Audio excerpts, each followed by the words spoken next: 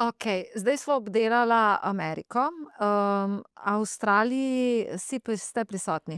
Ne, Še ne. Avstralija je Še bila, ne. Avstralija po mojem niti ne vem, če bi jo targetiral, iskreno povedano, ker je The Land Down Under, ga mogoče tudi ne kličejo zastonj tako, ker je pa res taka posebna specifika, zgodba za sebe. Pa, ne vem, Avstralija je res pa tudi predaleč, iskreno povedano. Tako da mogoče. Kaj pa Azija? Pol te enako velja tudi za Japonsko?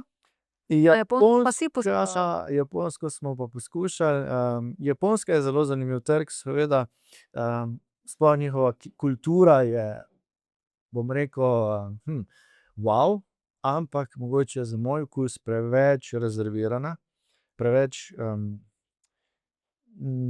konzervativna, no.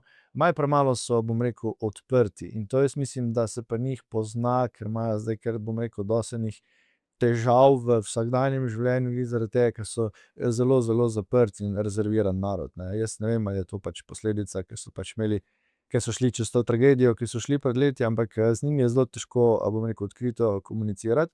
Pa nič ne rečem zdaj, da je to slabo ali pa narobe, ne me narobe razumeti, ampak je zelo težko za nas, ker smo navajeni čisto drugačnega načina komuniciranja in mi tega sploh ne poznamo.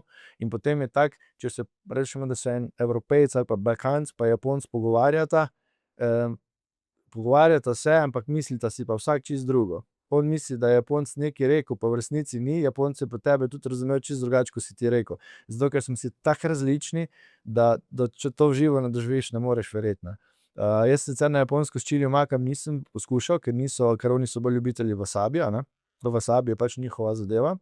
In zato, kakor smo delali tam raziskavo trga, bi bilo mogoče nesmotrno, iti, za čili, smo šli pa takrat za pijačo, za čilino špric, to pa je wine špric, no, bom rekel, vino, in karbonirana voda z okusom.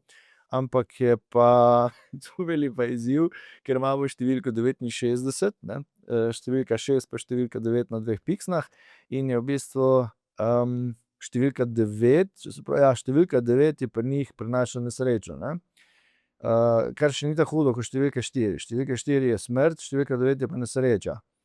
Tudi to se moraš, bog ne daj, da prideš tem dvem številkam, kakorkoli ven, ne. Pri njih mogoče grejo celo v tako, abstraktne zadeve, da karkoli je v 4. nadstropju, je vse prazno, noben Japonec recimo ne parkira ali pa noben Japonec tam ne kupi stanovanja ali pa karkoli. To so mi povedali evropski kolegi, ki pač živijo tam in, avtohiše, mislim, parkirne hiše na 4. štuku so vsi, ki not parkirajo, so zelo verjetno neki drugi ljudje, ki so tam kot turisti ali pa delajo, ne vem, na kakšni ambasadi ali pa so kakšni učitelji, ki pridejo od drugod, ker tam štirke noben ne parkira. Tudi stanovanja ne kupi noben v 4. nadstropju, ne. Tam je pa njih je to zelo, zelo resno, ne. Ta numerologija, in vse to, tako da tam smo imeli potem, trikrat sem bil na Japonskem sicer, trikrat, ja, ampak mislim, da na koncu, če sem prav informiran, mislim, da je samo Kodila je potem dejansko neki deal naredil, no, da zdaj posluje z njimi, ostali pa mislim, da ne vem, če kdo, no. Ker, na koncu koncev, če govorim iz svoje perspektive, smo bili kadrovsko in finančno preveč podhranjeni za kaj takega, ker tu bi mogel imeti nekoga, ki bi bil res zaposlen full time in bi mogel biti 100% fokusiran samo na ta teritorij in samo to delati, to pa je za neko, bom rekel, še mlado podjetje, jaz si pač na tej točki ne moreš privoščiti, ne.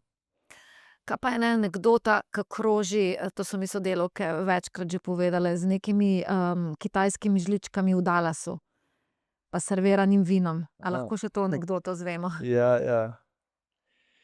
To je bilo pa, če se zdaj prav spomnim, to sem bil pa z gospo Majo Štomolj iz Žalca, modno oblikovalko. Ne me za besedo držati, če je bilo 2018, 2019, tam nekje.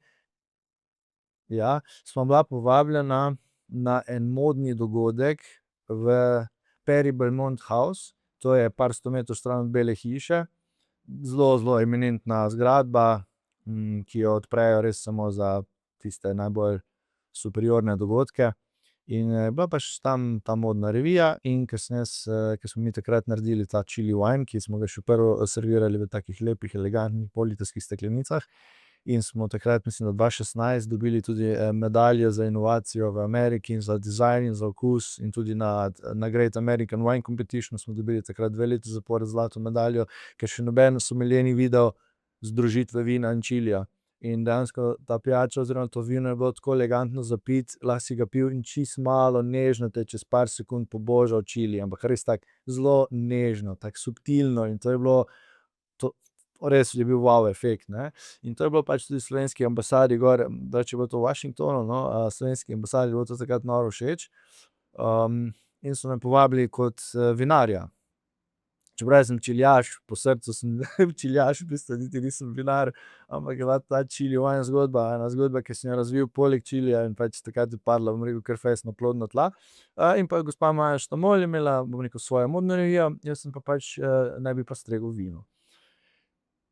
In zdaj bom mogoče malo pobrkal številke, ampak mislim, da sem poslal gor takrat 100 steklenic, bilo je povabljenih 220 ljudi, ampak to je bila sama res najjača eminenca Washingtona, ne. Vsi influencerji, politika, oni rugby playerji, najjači, v glavnem sama res ta top smetana, ne. Saj če pogledaš zdaj, če v Google napišeš Matic Vizjak Washington ali pa kaj ti tako ta prva gor vrže, ko vidiš one slike, kako so to vsi oblečeni, pa to vidiš, da to je filmsko, no, to je res filmsko, to, da si sploh v živo lahko prisoten na kaj takega. V glavnem, jaz pošljem gor tistih, ne vem, 100 steklenic ali nekaj takega in zgodila se je nesreča gor in v Ferisu se jim je paleta prevrgla. Ne vem, kaj se dela z viličarjem, v glavnem paleta se je razbila. Ne spomnim se zdaj številk, na par flaš je samo preživelo, ne. Ostalo vse se je razbilo. Veš, da to je edina katastrofa, ki se ti lahko naredi, vse drugo boš rešil. To pa ne moreš rešiti, ker pač bilo je zadnja tista flaša tistega letnika, kaj je bilo. Če kovček izgubiš, boš hitro si novo obleko gor kupil. Če karkoli se ti zgodi, se vse da rešiti, še nekako, ne. Vina pa ne moreš tako hitro pripeljati, ker mi smo ga šli dvigniti v petek, v soboto je bila pa prireditev, ne. In tistih par steklenic je preživelo, mene je kap skoraj, jaz sem se, kako naj sploh zdaj na ambasadi to povem, ne. Kako bomo sploh to zdaj speljali? In jaz sem imel takrat enega šoferja iz ambasade, mislim, da je mogel biti nek Filipinec, en tak prijazen gospod ful, in se peljema, ne vem, iz tistega skladišča nazaj proti ambasadi, nekako tako, in reče: "Oh, Matic, you need a coffee, you need a coffee. I will take you for a coffee." Pa si jaz mislim, stari moj, jaz rabim zdajle vse drugo, razen kave. Ampak on je rekel: "Okej, you need coffee," pa tako, okej. In gremo tam, se parkiramo in je bil en Starbucks in je bila taka kolona, da smo zunaj na pločniku čakali, da smo prišli sploh na vrsto za tisti kofi v Starbucksu. Ampak jaz takrat stojim s tem gospodom in na desni je bila taka velika, velika šipa, bom rekel, prodajna vitrina, izložba, no, in pogledam noter in je bila kitajska trgovina in not so bile te kitajske šalčke, žličke, pribor, lučke, pač kitajsko vse, ne. In jaz tam vidim te male lepe žličke keramične, jaz ruknem tega kolega, pa rečem: "You know what should I do? I should buy the spoons and serve wine on the spoons." Pa sem se sam sebi smejal, pa sem že pozabil, pa sem kar šel naprej. Pol pa on reče: "No, you should really do this." Pol on mene gleda: "This is a great idea, you should do this." Pa jaz rečem: "Resno?" Rekel: "Ja, ja, ja." Rekel: To moraš narediti, to še noben ni naredil." Pa sem rekel: "Pa okej." Sem zakaj pa ne, sem rekel: "Na konec koncev 5 flaš imam, 200 ljudi pride, saj če bomo dali kozarce, nimamo šans, da vsi sprobajo, ne. Tam bojo pa cel halo naredili okoli tega vina, veš, da ga bojo vsi hodili probati." In nič, te sem šel jaz res noter, pa vidim one žličkice, pa sem vprašal ono malo Kitajko, sem rekel: tetele žličkice bi kupil, koliko jih pa imate?" Ne vem, koliko jih je bilo, 50 ali 100. Sem rekel: "Super, vse kupim." Pol me kar gleda, sem rekel: "Vse bom kupil." Pol pa gledam te žličke, moram na nekaj postaviti, ne, ne more kar tako biti, veš, pa pol se malo vrtijo pa tako, ne. Pa sem rekel: "Pol pa imate kako neki podstavek keramični, da si to žličke lahko gor postavim?" Pa veš, da ni imela, ne, ker to so bile tako, da greš v kitajsko restavracijo jesti tisto kislo pekočo, to je bila tista žlička. Tista sama, veš, je tako, ne, nimaš načeloma nič, na ničemer ni, po navadi dobiš nekako zraven, ne. Sem rekel, daj mi nekaj stajala, še rabimo. Pa pol mi išče Amazonu, kaj bi to šlo, in smo našla neke 4 stajala. Sem rekel, daj mi to, vse kupim. Vse kupim, kar imaš. Pol pa še neki prtiček. In pol sem si mislil, kako bo zdaj to, bog ve, če bojo na ambasadi sploh sprejeli to, ne.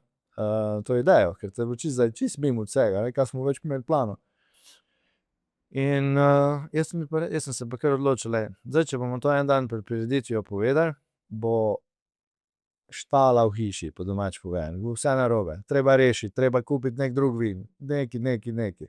Jaz sem pa kar temu gospodu rekel, to bo najina mala skrivnost, bova midva to kar lepo poštimala. Tam je še bila ena gospa na ambasadi, pa sem se z njo menil, sem rekel, veš kaj, rabil te bom, da mi boš na hitro žličke spucala. In pol smo tisto mizo nekako tako dali, da je bila zavesa zraven, in ona gospa je bila za zaveso, pol je bil pa tam hodnik do kuhinje in se je glih fajn poklopilo. Jaz sem imel pa to mizo in sem jaz, in pol smo še mogla pa izlivnike kupiti,